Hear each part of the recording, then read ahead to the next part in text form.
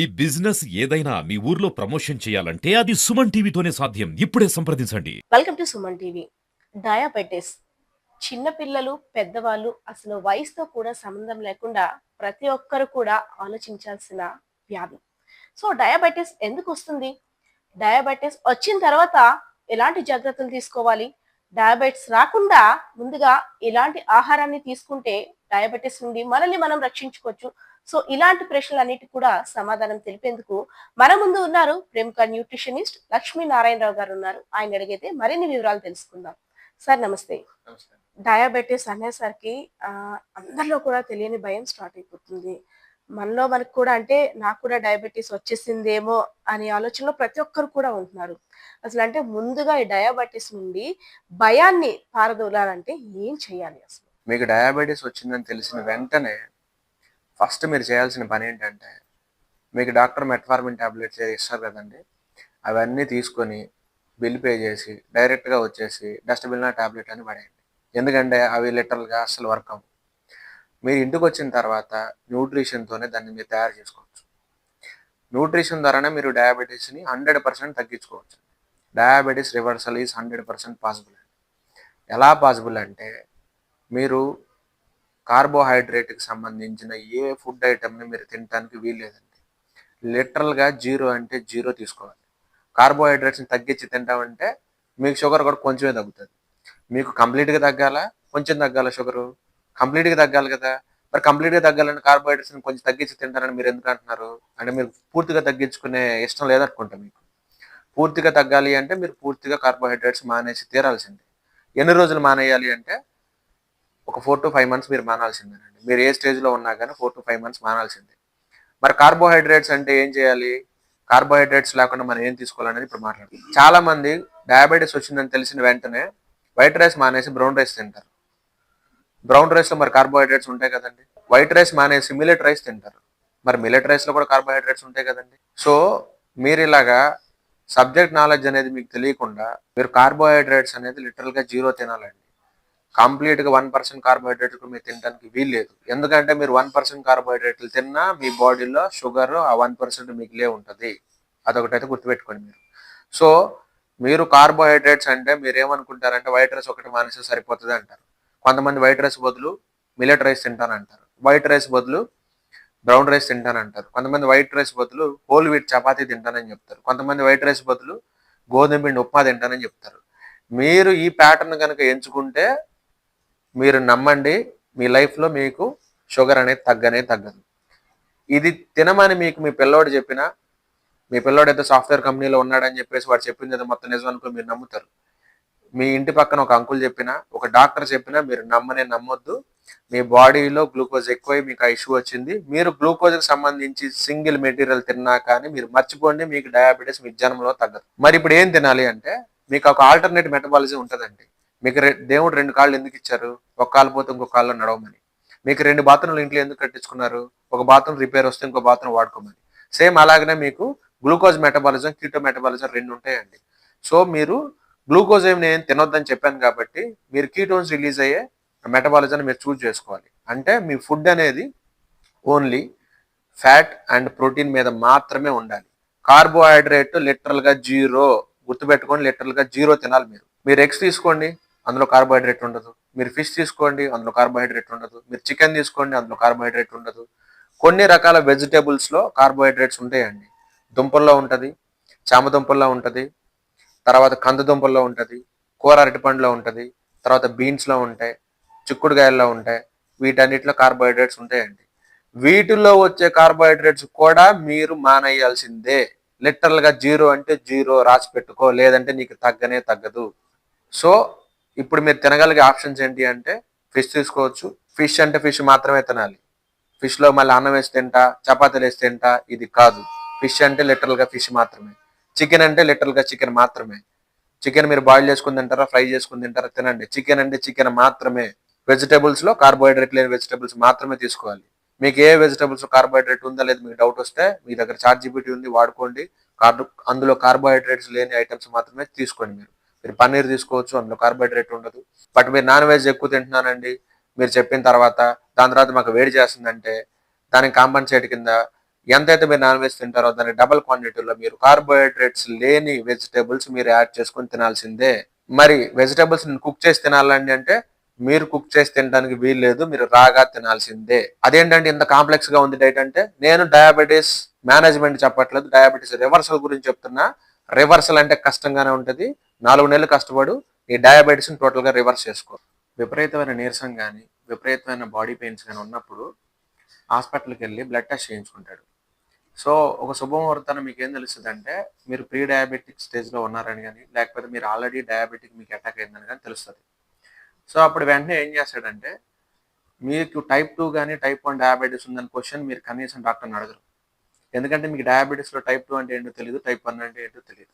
ఎందుకంటే మీకు జనరల్గా తెలిసిన ఒక పదం ఏంటంటే, నాకు షుగర్ వచ్చింది. సో మీరు వెంటనే డాక్టర్ని, సార్ మనకు షుగర్ వచ్చింది, ఇప్పుడు ఏం చేయాలని అడిగితే డాక్టర్ మీకు ఫస్ట్ మెట్ఫార్మిన్ అని ఒక టాబ్లెట్ ఇస్తారు. అసలు ఆ మెట్ఫార్మిన్ అనే టాబ్లెట్ మీ మీద పనిచేసిద్దా లేదా, అది టైప్ 2లో ఉన్నప్పుడు వాడాలా, టైప్ 1లో ఉన్నప్పుడు వాడాలా అనేది మీకు కనీసం ఐడియా ఉండదు. ఆ టాబ్లెట్ ఇచ్చిన డాక్టర్కి అంతకన్నా ఎక్కువ ఐడియా ఉండదు. ఫస్ట్ థింగ్, మీరు ఏ స్టేజ్లో ఉన్నప్పుడు మీరు మెట్ఫార్మిన్ అనే టాబ్లెట్ వాడాలి, లేకపోతే ఇన్సులిన్ అనే ఇంజెక్షన్ మీరు తీసుకోవాలని మీకు తెలియాలి అంటే, మీకు టైప్ 2కి టైప్ 1 కానీ క్లియర్ డిఫరెన్స్ మీకు తెలియాలి. అది తెలియకుండా కనుక మీరు టాబ్లెట్స్ కనుక ఇన్సులిన్ కనుక మీరు వాడితే మీకు విపరీతమైన సైడ్ ఎఫెక్ట్స్ వస్తాయి. సో ఫస్ట్ టైప్ 1 అని మనం ఎలా ఐడెంటిఫై చేయాలి అంటే, దీనికి ఒక చిన్న స్టోరీ చెప్తాను మీకు. కాంప్లెక్స్ సెంటెన్సెస్ ఏం వాడకుండా కామన్ ఆడియన్స్కి అర్థమయ్యే విధంగా ఒక స్టోరీ రూపంలో చెప్తాను. అప్పుడే మీకు టైప్ 1కి టైప్ 2కి మీకు డిఫరెన్స్ చాలా క్లియర్గా అర్థమవుతుంది. మంచి ఫుడ్ తిన్నాం, అందులో లాట్ ఆఫ్ కార్బోహైడ్రేట్స్ ఉంటాయి. కార్బోహైడ్రేట్స్ మీ బాడీలోకి వెళ్ళిన వెంటనే బాడీకి కార్బోహైడ్రేట్స్ అంటే ఏంటో అసలు తెలియదు. ఎందుకంటే బాడీకి తెలిసిన ఒకే ఒక కాంపౌండ్ ఏంటంటే గ్లూకోజ్. సో లోపలికి వెళ్ళిన కార్బోహైడ్రేట్ అనేది గ్లూకోజ్ లాగా మరి కన్వర్ట్ అవ్వాలంటే ఆ కన్వర్ట్ చేసేది ఎవరు? ఒక మెకానిజం ఉండాలి కదా. సో ప్యాంక్రియాస్లోని ఆల్ఫా సెల్స్ అనేవి మీరు తీసుకున్న కార్బోహైడ్రేట్స్ని గ్లూకోజ్ కింద కన్వర్ట్ చేస్తాయి. మరి కన్వర్ట్ చేసిన గ్లూకోజ్ మరి ఎక్కడో దగ్గరికి వెళ్ళిపోవాలి కదా. సో అది వెంటనే బ్లడ్లోకి ట్రావెల్ అవుతుంది. బ్లడ్లోకి వెళ్ళిన వెంటనే మీకు ఎనర్జీ రాదండి. ఎందుకంటే బ్లడ్లోకి వెళ్ళిన తర్వాత మన బాడీలో 40 ట్రిలియన్ సెల్స్ ఉంటాయి, అంటే 40 లక్షల కోట్ల సెల్స్ ఉంటాయి. ఈ 40 లక్షల కోట్ల సెల్స్లోకి మీరు తీసుకున్న గ్లూకోజ్ అనేది ట్రావెల్ అయితేనే మీకు ఎనర్జీ వస్తుంది. బ్లడ్లోకి వెళ్ళినంత మాత్రాన్ని మీకు ఎనర్జీ వస్తుంది అనే కాన్సెప్ట్ మీరు ఎక్కడైనా వినుంటే అది దేనికి పనికిరాని concept. Please ignore it. Doctor గారు, షుగర్ వ్యాధి వచ్చింది అనగానే కొంతమంది ఏంటంటే నాకు ఏ సింటమ్స్ కనిపించలేదు, సో ఇంత హై లెవెల్లో నాకు ఎందుకు డయాబెటీస్ వచ్చిందని క్వశ్చన్ అయితే రేజ్ అవుతుంది. సో డయాబెటీస్ వచ్చే ముందు లక్షణాలు ఎలా ఉంటాయి? కొంతమందిలో లక్షణాలు కనిపిస్తుంటుంటాయి, కొంతమందిలో ఏ లక్షణాలు లేకుండానే నార్మల్ టెస్ట్ కి వెళ్ళేటప్పుడు డయాబెటీస్ ఈ లెవెల్లో ఉందని తెలుస్తుంటుంది. సో ముందుగా డయాబెటీస్ వచ్చింది అని తెలియాలంటే మనలో అంటే సెల్ఫ్ గా టెస్ట్ ఎలాంటివి ఉంటుంటాయి? టైప్ 1 డయాబెటీస్ అంటే ఏంటంటే, అసలు మీ ప్యాంక్రియాస్లో బీటా సెల్స్ అనేవి ఉండవండి. కంప్లీట్గా ప్యాంక్రియాస్లో బీటా సెల్స్ అనేది స్మాష్ అయిపోయి ఉంటాయి. మరి వాటిని చంపింది ఎవడురా అంటే, మన ఓన్ ఇమ్యూనిటీనే ఆ ప్యాంక్రియాస్లోని బీటా సెల్స్ని చంపేస్తాయి. అదేంటి, మన బాడీ ఎంత ఇంటెలిజెంట్ అని అందరూ చెప్తారు కదా, బాడీయే మరి డాక్టర్ అంటారు కదా. మరి అలాంటప్పుడు మన ప్యాంక్రియాస్లో ఉన్న బీటా సెల్స్ని చంపొద్దానికి అనేది ఇంగిత జ్ఞానం అనేది మన ఇమ్యూనిటీ సెల్స్కి లేవా అంటే, ఇమ్యూనిటీ సెల్స్ అనేది జస్ట్ లైక్ రోబోట్ అండి. రోబోట్ని ఎలా ప్రోగ్రామ్ చేస్తే అలా ప్రోగ్రామ్ అవుతాయి. నీకున్నంత ఇంటెలిజెన్సీ ఇమ్యూన్ సెల్స్కి లేవు. ఇమ్యూన్ సెల్స్కి అనేది ఓన్గా సొంతగా బ్రెయిన్ అనేది ఉండదండి. వాటిని ట్రైన్ చేసేది ఏంటంటే, మన చెస్ట్ దగ్గర ఒక థైమస్ అనేది ఒకటి ఉంటుంది. ఆ థైమస్ దగ్గర అవి శిక్షణ తీసుకుంటా ఉంటాయి. ప్యాంక్రియాస్లో ఉన్న బీటా సెల్స్ని తన చేతులతోనే తనే కెమికల్స్ రిలీజ్ చేసి మన ఇమ్యూన్ సెల్స్ చంపుతాయండి. ఆ చంపడానికి రీజన్ ఏంటంటే, మీ బాడీలోకి ఏదైనా వైరస్ వెళ్ళినప్పుడు అది ఫస్ట్ టార్గెట్ చేసేది మన ప్యాంక్రియాస్లో ఉన్న బీటా సెల్స్ అండి. బాడీలో ఇన్ని పార్ట్స్ ఉండగా ప్యాంక్రియాస్లో ఉన్న బీటా సెల్స్ ఎందుకు కావాలి వైరస్కి అంటే, బికాస్ మిగతా బాడీ పార్ట్స్లో ఎక్కడైనా ఎఫెక్ట్ జరిగినప్పుడు ఆ ప్లేస్లోకి ఇమ్యూనిటీ అనేది చాలా ఫాస్ట్గా రీచ్ అవుతుందండి. అక్కడికి ఇమ్యూన్ సెల్స్ చాలా ఫాస్ట్గా వస్తాయి. మరి బీటా సెల్స్ దగ్గరికి ఎందుకంటే చాలా టైం పడుతుందండి అక్కడికి రావడానికి. ప్లస్ బీటా సెల్స్ దగ్గర వెపన్స్ ఉండవండి తిరిగి ఫైట్ చేయడానికి. దాని యొక్క ఫైనల్ రెస్పాన్సిబిలిటీ ఏంటి అంటే, ఓన్లీ ఇన్సులిన్ రిలీజ్ చేసామా, సైలెంట్గా కూర్చున్నామా, అంతే. తిరిగి ఫైట్ చేయటం అనేది దానికి తెలీదు. అందుకనే వైరస్ మన బాడీలోకి ఎంటర్ అయిన వెంటనే ఫస్ట్ టార్గెట్ చేసేది ప్యాంక్రియాస్లో ఉన్న బీటా సెల్స్ని. ప్యాంక్రియాస్లో ఉన్న బీటా సెల్స్ని ఫస్ట్ హైజాక్ చేస్తాయండి. మీరు ప్లేన్ హైజాక్ అనే మాట వింటారు కదా, సేమ్ అలాగనే మన ప్యాంక్రియాస్లో ఉన్న బీటా సెల్స్ని వైరస్ వెళ్ళి హైజాక్ చేస్తుంది. హైజాక్ చేసిన వెంటనే తన డిఎన్ఏని తీసుకుని వెళ్ళి ప్యాంక్రియాస్లో ఉన్న బీటా సెల్స్ డిఎన్ఏలోకి ఇంక్లూడ్ చేస్తుంది. అప్పుడు నెక్స్ట్ డే నుంచి బీటా సెల్స్ అనేవి ఇన్సులిన్ రిలీజ్ చేయకుండా వైరస్ని క్రియేట్ చేస్తూ ఉంటాయి. సో దానివల్ల వైరస్లు అనేది మల్టిప్లై అవుతూ ఉంటాయి. ఇలా వైరస్లు మల్టిప్లై అవుతూ ఉంటే మరి ఇమ్యూన్ సెల్స్ చూస్తూ ఊరుకుంటాయా? ఆ వైరస్ల మల్టిప్లై కనుక అయిపోతే మీ బాడీకి థ్రెట్ ఉన్నట్టే కదా. అందుకనే మన ఓన్ సెల్ అయిన బీటా సెల్ని ఇమ్యూన్ సిస్టమ్ అనేది తన సొంత చేతులతోటి తనే చంపేస్తుందండి. ఇలా చంపినప్పుడు మీకు నెక్స్ట్ డే నుంచి మీకు ఇన్సులిన్ అనేది ఉండనే ఉండదు. సో మీరు ఈరోజు నైట్ మీ ఇన్సులిన్ చచ్చిపోయింది కంప్లీట్గా, బీటా సెల్స్ని మీ ఓన్ ఇమ్యూన్ సెల్స్ చంపేసి అనుకోండి. నెక్స్ట్ డే మార్నింగ్ మీరు 2 ఇడ్లీలు తిన్నారు. ఆ 2 ఇడ్లీలు లోపలికి వెళ్ళి గ్లూకోజ్ కింద కన్వర్ట్ అయిపోయింది.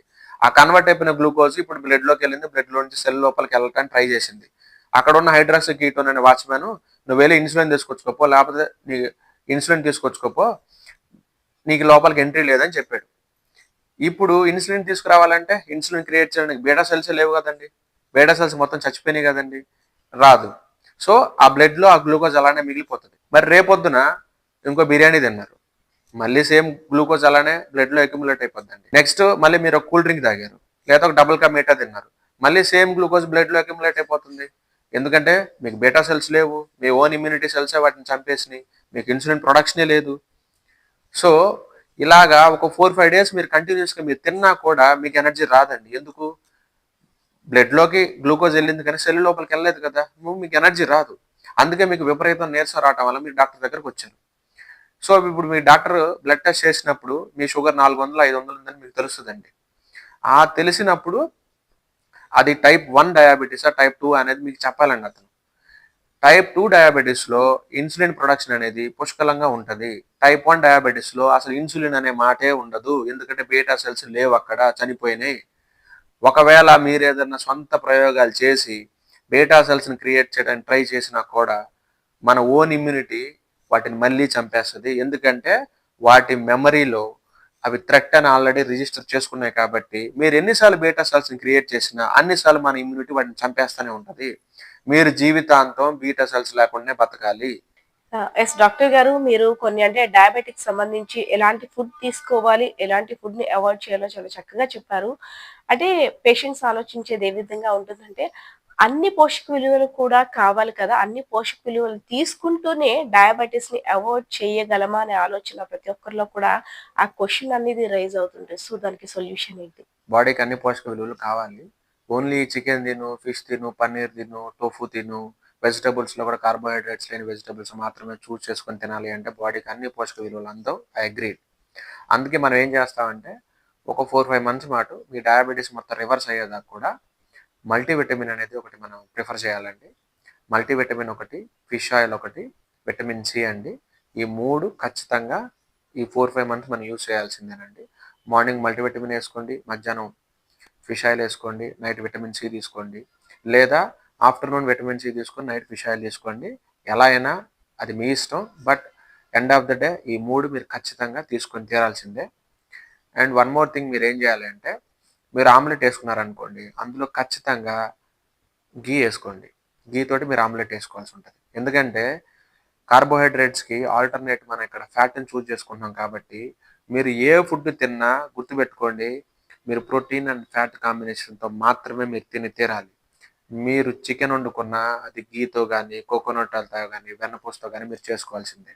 లేదా మీరు ఫిష్ వండుకున్నా కానీ మీరు గీతోనే చేసుకోవాలి. ఫ్యాట్కి సంబంధించిన ఒక 5-6 పిల్లర్స్ ఉంటాయండి. అవేంటి అంటే, ఒకటి కోకోనట్ ఆయిల్ ఉంటుంది, 2 గీ ఉంటుంది, 3 పెరుగు మీద మేగడ ఉంటుంది, వెన్నపూస ఉంటుంది. మరి మీరు చీజ్ లాంటి వాటికి వెళ్ళొద్దండి, అది ఫ్యాటే, బట్ అది మంచి ఫ్యాట్ కాదు. ఒక 4-5 ఆప్షన్స్ మాత్రం అనుకుంటే ఇవి తీసుకొని మీరు మీల్స్ అనేది మీరు ప్రిపేర్ చేసుకుంటే మీకు ఖచ్చితంగా ఎనర్జీ అనేది మీకు ఎక్కడికి వెళ్ళదండి. మీరు 100% ఫిట్గా ఉంటారు. మీకు మజిల్ లాస్ కూడా జరగదు.